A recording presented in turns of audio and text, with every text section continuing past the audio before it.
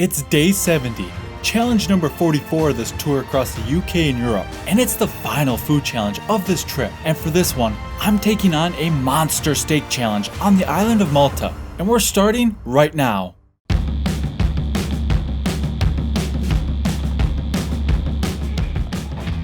Ladies and gentlemen, the time has finally arrived. It has been quite the journey, and for my final food challenge, I'm back to where it all began. And by that, I mean when I first came to Malta, which was only 2 days ago. That's right, I'm back at the Trees Medieval XXL Restaurant, taking on another one of their epic food monstrosities. And this time, I'd be taking on their giant steak challenge. So of course for this challenge, you've got a monster of a steak. And that's no stretch of the imagination. I mean, you're seeing what I'm seeing. That freaking thing takes up nearly the entire tray, and it's as big as that entire plate I just put it on. Which, FYI, I did that just so it'd be easier to cut the steak, so there wasn't a chance that I would bump into the sides and have them spill off into the table, or anything like that. And just like the previous challenge I did here, there also comes sides of fries, tomatoes, cucumbers, and lettuce. I think under the steak there was some sort of well-seasoned mushroom gravy too, which, just like in the previous challenge, the sauce isn't required. And if you're able to take down this massive steak challenge meal within the 1 hour time limit, you get the meal for free and your picture up on their wall of fame. So, as I mentioned before, this has been a long journey, and it's also been an epic one, packed with plenty of highs, and also the occasional few lows, and also way more side adventures in between than I care to admit. Now, as for my overall game plan on this challenge, the objective was simple: go to town and send it down. But in this case, it was more like, keep the steady drive to stay alive. And I don't know if that made complete sense. We'll go with the classic phrase, slow and steady wins the race. Because for this steak challenge, you've got plenty of time to work with. So I was just looking to keep a good, consistent pace. Because I figured, if I was able to get through all that steak and have any sort of decent amount of time left, I felt pretty confident I could just plow through the rest of that challenge fairly easy.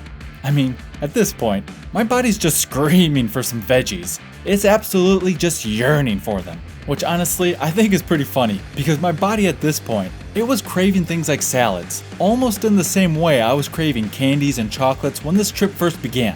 Well, almost.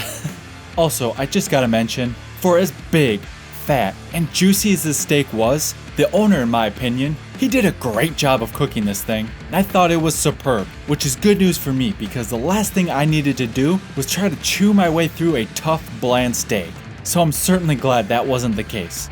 And putting aside all the talk of, my food fighting powers are fading, and all that other negative stuff like, I'm sweating all the time because I'm a thick old chunky monkey. Don't think for a second that I'm just focusing on being a downer, because I assure you, there have been so many awesome experiences on this trip, and I'm grateful for each one of them. I mean, even in the past few days, just walking around, checking out some of the sights, it was pretty amazing to see. Especially the yachts. Man, those things were so big. So big, in fact, you got the sense that it wasn't so much that if the owners engaged in illegal activity or not, but rather, how much illegal activity they did engage in. But man, those things were an absolute sight to see. And as I casually skip over the fact that even though that this was a great tasting steak, which is why I'm taking my sweet time finishing it, and not at all the fact that I'm just struggling to keep pace and avoid hitting that dreaded wall, I'd like to take a few moments to thank everyone who's made this trip an unforgettable experience. Starting with the restaurants and all their staff, as well as the other food fighters and fans I've met along the way. And of course, I gotta thank the big man himself, Randy Santel, who I'm gonna be poking fun of much more in the future, which is gonna be an absolute blast. But I can't thank him enough for all the things he does when it comes to masterminding and organizing these trips.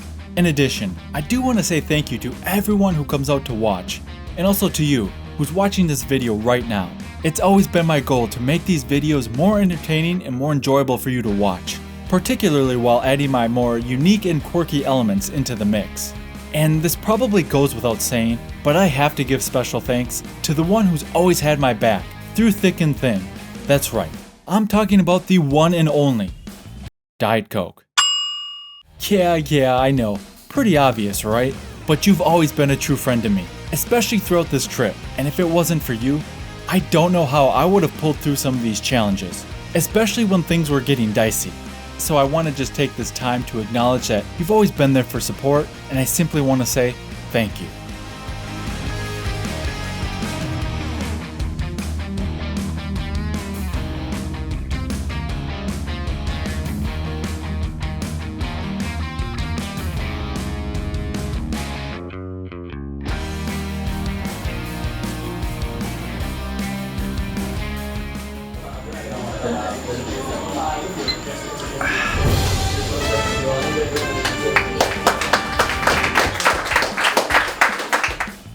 It has been quite the journey, and while this trip has come to an end, the fun for you, it doesn't have to. So embark on another food adventure video, and I'll see you there. That one was for you. Steel Rod Redeem. Superman.